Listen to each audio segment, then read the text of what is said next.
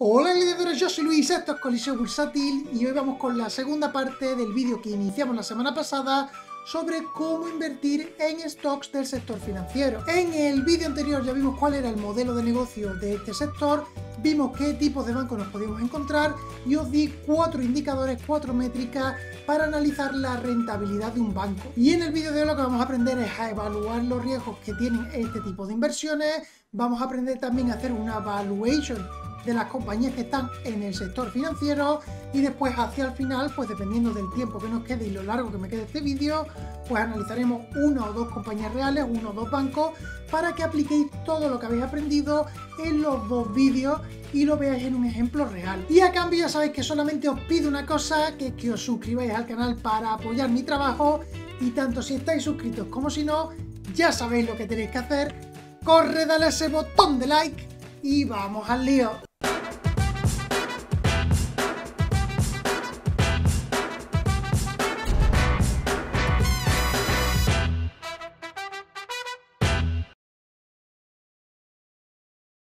Bueno, gladiadores, pues hoy no vamos a pararnos mucho en introducciones, vamos a ir directamente al meollo de la cuestión. Recordad que si no habéis visto la primera parte del vídeo, eso es lo primero que debíais hacer, ya que si no todo el vídeo de hoy os va a sonar un poco a chino. Lo primero en lo que nos vamos a centrar hoy es en analizar el riesgo que acarrea este tipo de inversiones. Como ya sabéis, los bancos son negocios que están muy apalancados, llegando incluso a prestar el 90% o incluso más de los depósitos que realizan sus clientes, dejándolos en forma de préstamos, hipotecas o préstamos personales. Esto hace que el éxito o el fracaso de nuestra inversión o el éxito y el fracaso de un banco esté íntimamente ligado a la capacidad que tiene el banco para minimizar las pérdidas producidas por estos préstamos, sobre todo en épocas de crisis, en épocas de recesión o en épocas de dificultades económicas, que es cuando la gente tiende a no repagar el dinero que ha pedido prestado. Con lo cual el riesgo de impago es uno de los factores más determinantes y una de las estadísticas que tenemos que tener más presentes cuando estemos analizando un stock de este sector, un stock financiero.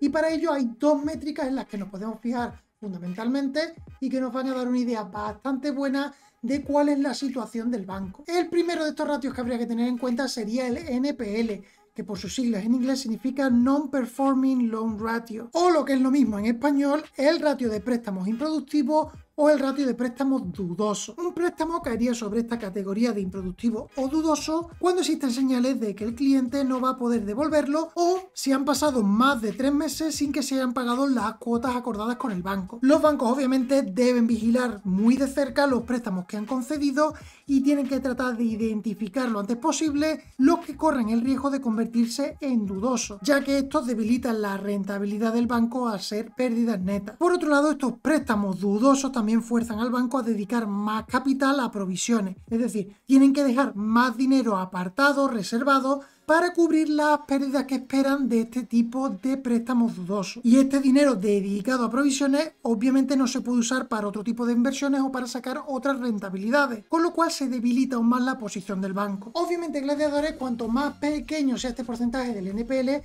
muchísimo mejor para la compañía. Y como guía general os podría decir que todo aquello que supere un 2% de NPL debería hacernos saltar las alarmas y mirar con muchísimo más detalle y muchísimo más cuidado por qué tienen esta gran cantidad de préstamos dudosos dentro de la compañía. En cuanto al segundo ratio que tenéis que analizar para evaluar los riesgos que tiene un banco en concreto, sería el NCO, o por sus siglas en inglés el Net Charge Off, o cancelaciones netas del banco. Estas cancelaciones netas no son más que los préstamos que el banco declara como irrecuperables, y esto suele pasar normalmente una vez que pasan 6 meses sin que el cliente pague las cuotas acordadas. El ratio de cancelaciones netas lo que muestra es el porcentaje total de préstamos que no va a ser repagados al banco y que por lo tanto representan pérdidas netas para la compañía. Y obviamente, y una vez más, cuanto más pequeño sea el porcentaje, muchísimo mejor. Normalmente vamos a querer ver porcentajes por debajo del 1%. Con estos gladiadores ya tenéis herramientas suficientes para analizar la rentabilidad que producen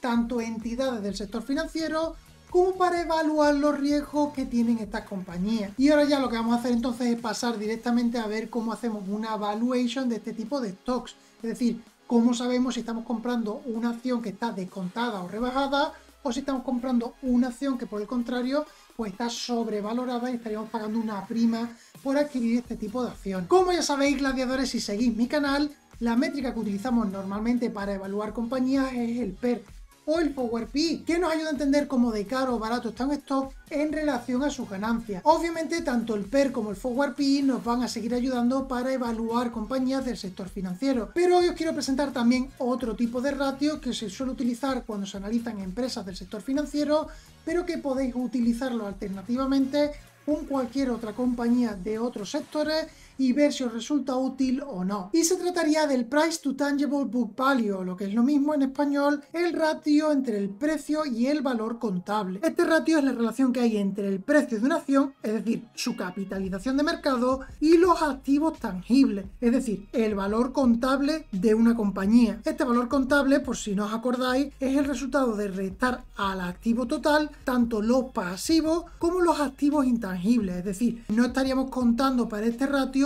tanto las patentes como los copyrights, diversas marcas y todas estas cosas que tenga la compañía que son intangibles. Obviamente, y al igual que con el PER, lo que queremos es que este ratio sea lo más bajo posible, lo cual nos podría indicar que la compañía está infravalorada, es decir, que se paga muy poco precio por una compañía que tiene un valor contable muy alto. Sin embargo, cuando miremos este tipo de ratios, tanto el PER como el ratio precio-valor contable, es siempre bueno compararlo con su media histórica, y como veis aquí, JP Morgan está actualmente a un ratio precio-valor contable de 2,22 y su media histórica estaría en torno a 1,28, con lo cual tendríamos que tener cierto cuidado o precaución porque se encuentra en valores máximos históricos. Y además de comparar el ratio de precio-valor contable de la compañía con su media histórica, también podemos compararla con la media del sector, que como veis en pantalla está a 1,46, con lo cual vemos que al comprar JP Morgan estaríamos pagando una prima, lo cual hasta cierto punto tiene sentido, ya que se trata de uno de los bancos más importantes a nivel mundial. Bueno, gladiadores, pues con todo esto que hemos visto en los dos vídeos, ya tendréis que estar más que equipados para realizar un análisis fundamental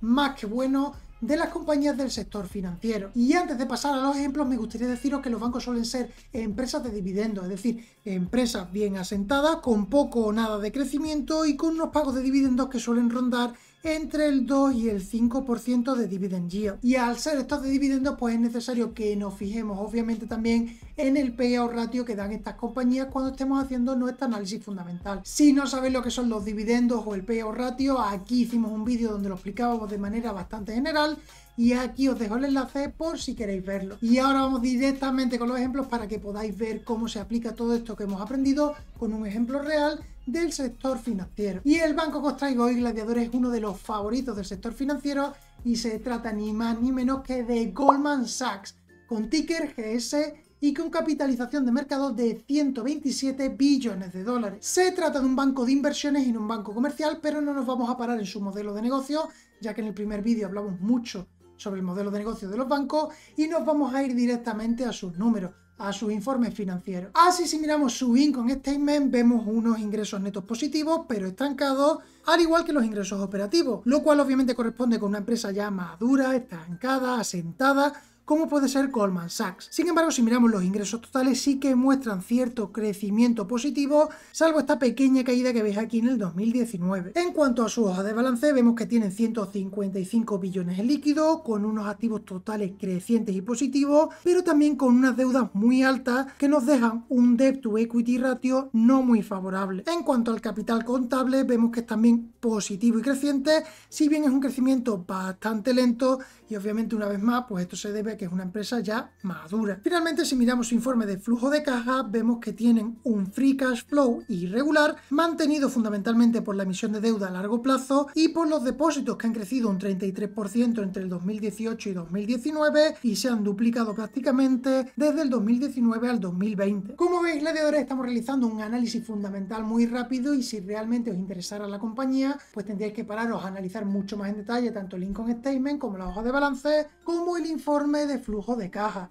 Sin embargo, aquí, para no alargarnos mucho, pues estoy yendo un poco rápido para llegar a la parte que más nos interesa, que es ahora el análisis de la rentabilidad y esas 4 métricas de las que hablábamos en el primer vídeo, que si os acordáis eran el ROE, el ROA, el NIM y el ratio de eficiencia. Así, cuando analizamos Goldman Sachs, vemos que tienen un ROE del 11,68%, que está un poco por debajo de la media del sector. En cuanto a su ROA, vemos que está a 1,25%, una vez más algo por debajo del sector, que se suele colocar entre 1,39 y 1,47%, y el NIM, que está a 1,17%, bastante por debajo de la media del sector, que se sitúa en un 2,35%, con lo cual tenemos un ROE y un ROA bastante mediocre y un NIM bastante malo. Sin embargo, cuando nos vamos al ratio de eficiencia, vemos que Goldman Sachs tiene un ratio de eficiencia del 49%, lo cual es un dato muy bueno y muy por debajo de la media del sector, que se sitúa entre el 60 y el 61%. Y recordad que cuanto más bajo sea el ratio de eficiencia, muchísimo mejor para la compañía. Con lo cual, con estos datos ya podemos hacernos una idea bastante clara de la eficiencia y la rentabilidad de este banco. Es decir, es un banco que genera ingresos y que rentabiliza sus inversiones de una manera un tanto mediocre, con un margen de interés neto algo pobre, pero con una eficiencia para producir esos ingresos muy buena. Así que, como veis, gladiadores, Goldman Sachs tiene ahí sus problemillas y todas estas métricas nos están ayudando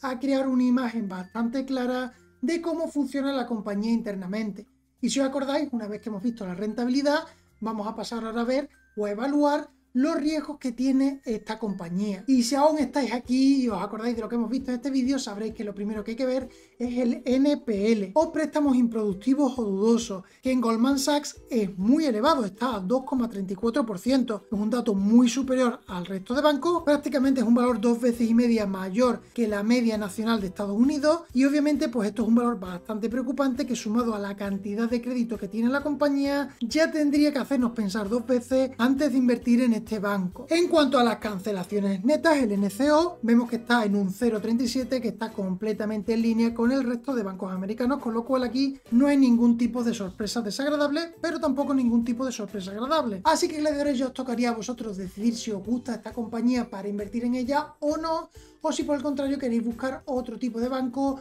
con unos riesgos un poco más favorables, con unos ratios un poco más favorables. Y suponiendo que nos gustara esta compañía, es decir, que nos gustaran los números que está trayendo la compañía año tras año, trimestre tras trimestre, es decir, que nos gustaran los informes financieros, que nos gustara la rentabilidad que está dando la compañía, y que una vez analizados los riesgos, evaluados los riesgos de esta compañía, estuviéramos contentos con ellos, entonces ahora habría que pasar a mirar la valuation. Es decir, miraríamos el PER de Goldman Sachs. Y como estáis viendo en pantalla, Goldman Sachs está actualmente cotizando un PER de 8,9, que es extremadamente barato. Sin embargo, ya hemos hablado que con estas empresas del sector financiero nos gustaría también mirar un segundo ratio, que es el ratio de precio-valor contable, en el que vemos que Goldman Sachs se situaría por encima de la media del sector, ya que Goldman Sachs tendría un ratio de precio-valor contable de 1,55 frente a la media del sector de 1,46. Y también hay que tener en cuenta que si miramos el histórico, tanto su PER como su ratio de precio-valor contable han sido siempre muy bajos, con lo cual habría que andarse con cierto cuidado y no dejarse simplemente llevar porque la empresa tenga un PER muy bajo. Y además de todo esto, y para terminar nuestro análisis, hay que tener en cuenta que esta compañía además ha venido pagando dividendos desde hace más de 20 años y que el dividend yield actual de la compañía es de 1,34%. Y bueno, gladiadores, ya con todos estos datos analizados, lo que tenéis que hacer es dejarme en los comentarios